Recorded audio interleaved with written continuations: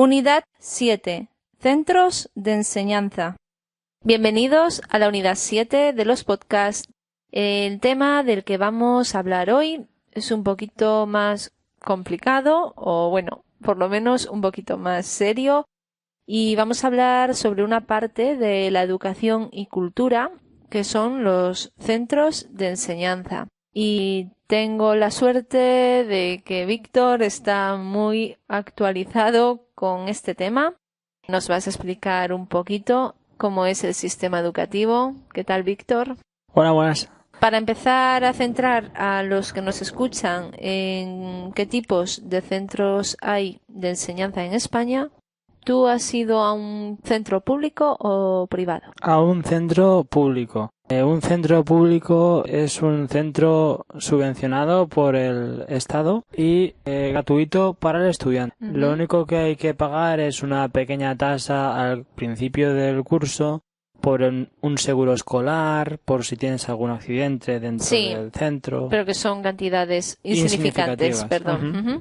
Y lo de los libros, ahora empieza un poco a haber una movilización, ¿no? Por parte de APAS. Sí, las asociaciones de padres y alumnos, APAS, están intentando conseguir que los fondos públicos subvencionen, si no totalmente, parcialmente, los libros para los estudiantes. Porque de momento en España los alumnos tienen que comprar los libros. Exacto. Y me parece de todos modos que en primaria ya en muchas comunidades no se compran, ¿no? Sí, hasta sexto curso suele ser normal ya que los libros se guardan en la escuela de un año para otro y se pueden volver a reciclar, ¿no? A aprovechar, ¿no? Exacto. Vale, eso en cuanto a los centros públicos. Uh-huh. ¿Qué otro tipo de centros tenemos? Pues tenemos los privados y los concertados. Los privados son centros que, como su nombre indica, son privados. Los tiene una institución que es totalmente ajena al Estado. Y normalmente religiosa, ¿no? Normalmente religiosa, sobre todo en España. Sí. Y supongo que privado significa dinero, ¿no? Exacto. Pagar un dinero de matrícula y después un dinero todos los meses por la educación de los niños. Uh-huh. Menos mal que, bueno, ya que pagan dinero por la educación, tienen en la otra cara que utilizan uniformes en los colegios privados. Exacto. Se hace un poco con la idea de mostrar que pertenecen todos a un mismo colegio, a una especie de élite, ¿no? Sí. Lo del uniforme en España se relaciona automáticamente con colegio privado, cuando es curioso que en muchos otros países el uniforme intenta eliminar diferencias. Exacto. ¿no? Pero en España parece que tener uniforme es tener más dinero y tener más clase, más estatus. Tiene otro significado. Y has comentado colegios concertados. Ajá, concertados es una solución intermedia entre público y privado. Una parte del capital para construirla y para después administrarla la paga el Estado y otra parte una entidad privada. Una entidad privada. Me parece que este tipo de centros empiezan a ser mayoritarios también en España. Bueno, hasta aquí todo bastante claro, la verdad. Bueno, comentar que, claro, la ley de educación ha cambiado bastante. Respecto a, no sé, hace 20 años, más o menos, o un poquito menos. Y yo ahora estoy un poco perdida, la verdad, en cómo funciona el sistema educativo. Entonces, si me puedes explicar, y para todos los que nos escuchan, ¿cuáles son las etapas de la escuela? Pues tenemos la enseñanza infantil, la primaria y la secundaria. Más tarde teníamos un bachillerato y una universidad o formación profesional. Entonces, vamos por partes. ¿Enseñanza infantil es obligatoria o no? La enseñanza infantil no es obligatoria, es opcional y recomendable de 3 a 6 años. Se puede encontrar en todos los colegios y normalmente no se tiene que pagar, es también Sí, subvencionada por eso dependerá del tipo de centro, ¿no? Ujú. La educación primaria, ¿qué años implica? La primaria implica de los 6 a los 12 años Ujú. y se compone de 3 ciclos cada uno.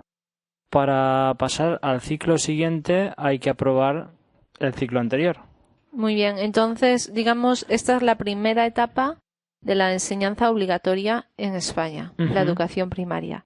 Después de esa evaluación, A supongo. los 12 años, Ujú. exactamente, pasarían al segundo ciclo, que sería la educación secundaria obligatoria, también Que conocida con el ujú, nombre de la ESO.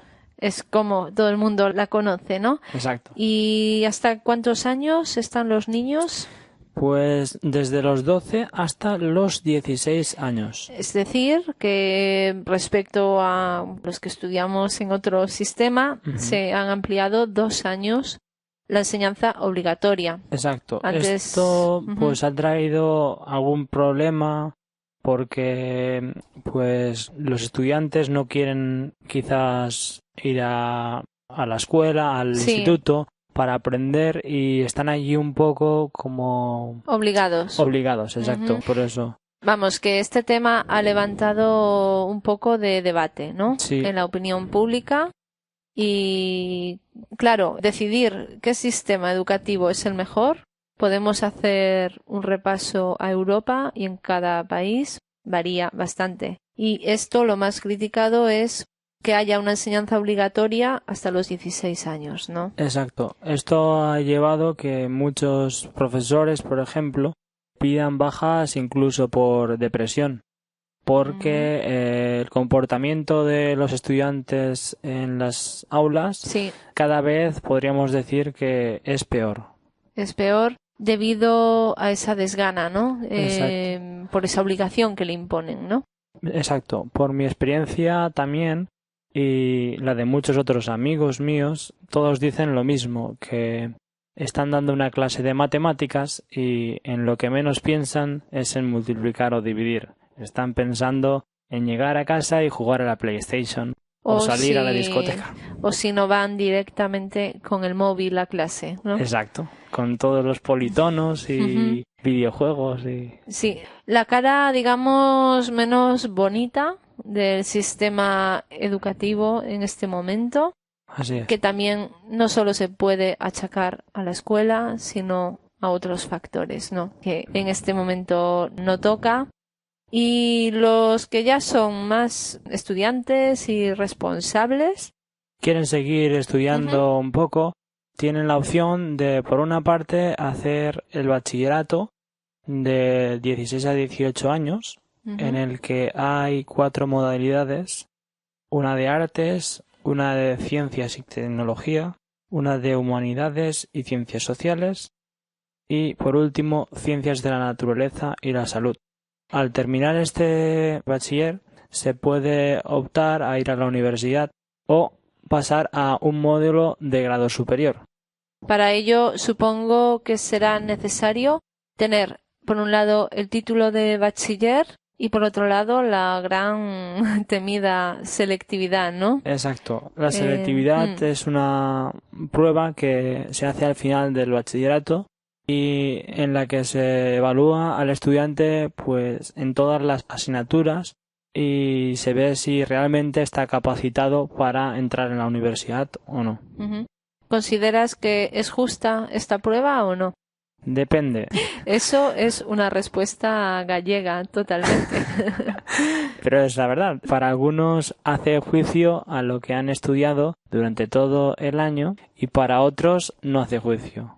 Ujú. Aprueban quizás sin estudiar demasiado y no parece muy Bueno, justo. el tema es que en esta selectividad se hace una nota media con la alcanzada durante el bachillerato y ello les permitirá ir o a la universidad o a un ciclo superior, como comentabas, ¿no? No, exactamente no. Ajá. No hace falta aprobar la selectividad para hacer un ciclo superior. Ah, ¿no? No. Ah, pues ahí estaba yo confundida Sí. entonces. Los ciclos son una educación alternativa a los bachilleratos y se pueden hacer después de terminar la formación obligatoria de la ESO.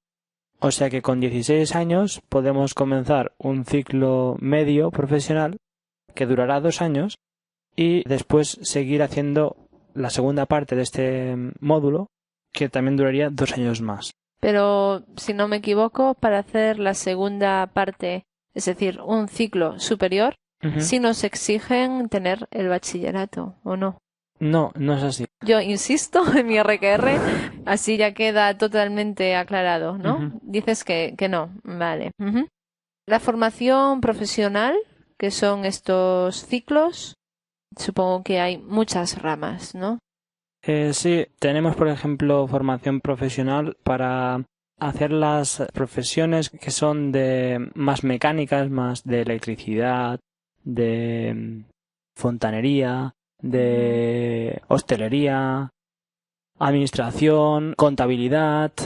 Y después creo que hay unas enseñanzas de régimen especial como música, danza. Exacto, también tienen estas música y danza 3 módulos, ¿no? Para poder alcanzar un gran nivel al final de estos estudios. Muchos oyentes dirán, ¿por qué Víctor dice de mi experiencia y no sé qué? ¿Tú qué has hecho?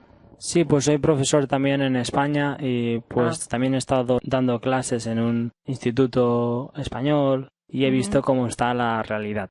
¿Tu experiencia te ha dejado buen sabor de boca o no? La mía personal sí, por también un poco suerte de los grupos que me han tocado, pero todos no tenemos la misma suerte.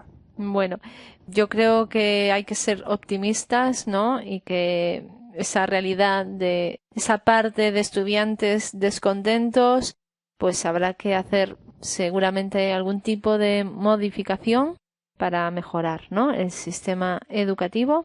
Y para terminar, volvemos un poco a la infancia. ¿Recuerdas cómo era tu colegio? ¿Tenía patio? ¿Tenía gimnasio? ¿Tenía biblioteca? Patio, sí, gimnasio, no. Pero tenía un jardín muy, muy, muy, muy grande y en el que podíamos jugar siempre, pues, a fútbol, a balonmano. Vamos, que era las horas de gimnasia en la escuela era siempre jugar, ¿no? Exacto, sí. Bueno, pues en algunos momentos sí que se echa de menos, ¿no? Esos años. En otros, pues está bien seguir creciendo y seguir avanzando. Y os recomendamos que si queréis seguir estudiando español, podréis también escuchar más podcasts y consultar otro material para aprender español. Hasta la próxima, amigos.